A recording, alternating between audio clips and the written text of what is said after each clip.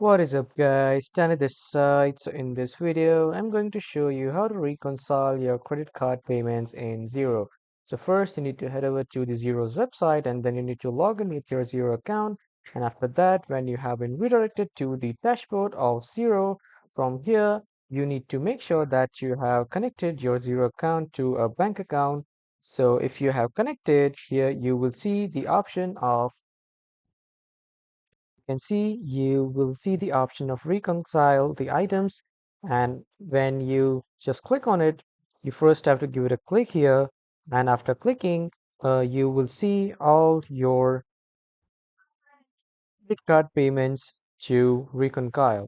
So you need to choose the particular payment that you want to reconcile, and after that you need to make sure that it is what you were looking for, and after that when you have confirmed it, simply click on this OK, and then your payment will be reconciled in Xero. So this is how you can do it. That was all for this video everyone. Thank you for watching.